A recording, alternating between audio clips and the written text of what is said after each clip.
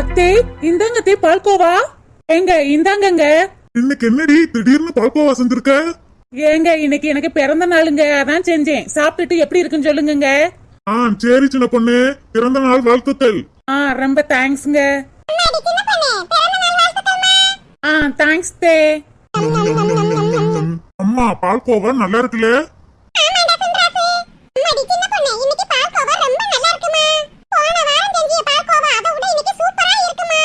ஓ அப்படியா தே? அது ஒண்ணு இல்லத்தே, எப்பயும் நல்ல பால்ல பால்கோவா செய்வேன், நல்லாவே வராது. இன்னைக்கு தெரிஞ்சு போன பால்ல பால்கோவா செஞ்சேன் பாருங்க, அம்புட்டு டேஸ்டா வந்திருக்கு. என்னமாச்சு?